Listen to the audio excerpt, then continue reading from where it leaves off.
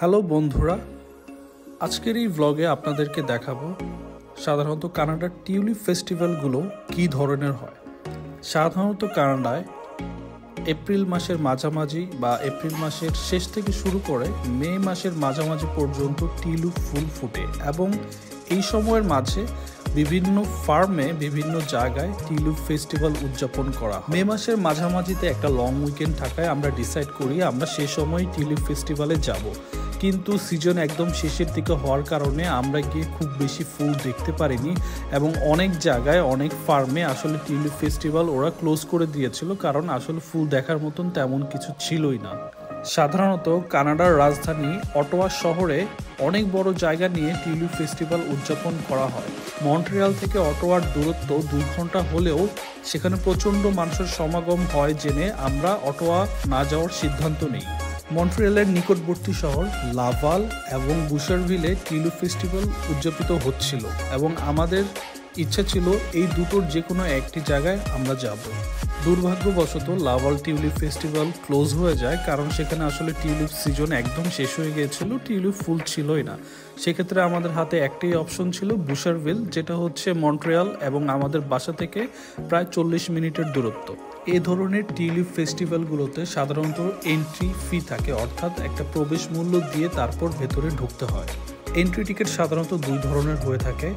একটার টিকিটের মধ্যে আপনার ফুল ইনক্লুডেড থাকে, আরেক ধরনের টিকিটে ফুল এক্সক্লুডেড থাকে। আপনি যদি ইনক্লুডেড টিকিট নেন তাহলে আপনি গিয়ে গার্ডেন থেকে ফুল উঠিয়ে এবং সেই ফুল আপনি বাসায় নিয়ে আসতে পারবেন। ফুল যদি এক্সক্লুডেড থাকে তাহলে আপনি যদি বাসায় ফুল নিয়ে আসতে চান তাহলে আপনার যতটা ফুল নিয়েছেন সেই হিসাব করে আপনাকে টাকা দিয়ে তারপর বের হতে হবে। সো মে মাসের এক রবিবারে আমরা এবং আরেকটি বাঙালি ফ্যামিলি মিলে বুশারভিল টিউলিপ ফেস্টিভ্যালে যাই। দুপুরের দিকে যাওয়ার কারণে আমরা যখন গিয়ে পৌঁছাই তখন খুব বেশি মানুষ ছিল না এবং বাইরে প্রচণ্ড রোদ ছিল, এর জন্য মানুষ কম ছিল। তো আমরা সহজেই একটি পার্কিং স্পট পেয়ে যাই। আমরা গাড়িটা পার্ক করে কিছুক্ষণ অপেক্ষা করি আমাদের সেই ফ্যামিলি ফ্রেন্ড আসার জন্য। সাধারণত এইসব ফেস্টিভ্যালগুলো একটু আইসোলেটেড এরিয়াতে হয়, হাইওয়ের পাশে, এবং এইসব আইসোলেটেড এরিয়াতে হওয়ার কারণে দেখা যায় যে আশেপাশে খাবার খাওয়ার কোনো অপশন থাকে না, রেস্টুরেন্ট থাকে না, এবং যদিও রেস্টুরেন্ট থাকে আপনাকে ড্রাইভ করে কয়েক মিনিট দূরে গিয়ে খাবার কিনতে হবে। এর জন্য অনেকেই প্রেফার করে বাসা থেকে বের হওয়ার সময় কিছু শুকনো খাবার সাথে নিয়ে বের হওয়া। আর ফেস্টিভ্যালের ভেতরে আপনার গ্রাউন্ডে দেখবেন হয়তোবা 2-1টি ফুড কার্ট আছে যেখানে আসলে ফুড সেল করতেছে, বাট বেশিরভাগই হচ্ছে বাচ্চাদের খাবার কিংবা ফাস্ট ফুড, যেসব আসলে সবসময় প্রেফার করে না খাওয়ার জন্য। আর আপনি যদি বাসা থেকে খাবার নিয়ে যান তাহলে আপনার এই খাবারের চিন্তাটা থাকবে না। এবং বাইরে খাবার খাওয়ার সময় নর্থ আমেরিকান কান্ট্রিগুলোতে অবশ্যই একটা ব্যাপার খেয়াল রাখবেন যেগুলো আসলে হালাল সার্টিফাইড কিনা। আপনি যদি হালাল খাবার প্রেফার করেন তাহলে আমি বলবো বাসা থেকেই নিয়ে যাওয়া এই ব্যাপার, কারণ অনেক সময় হচ্ছে ওরা অ্যান্সার করতে পারে না যে ওরা যেসব ইনগ্রিডিয়েন্টস ইউজ করতেছে সবই কি আসলে হালাল কিনা। আমরা টিউলিপ গার্ডেনে প্রবেশ করে কিছুক্ষণ এদিক ওদিক হাঁটি এবং দেখি যে আসলে খুব বেশি ফুল এখন আর নেই।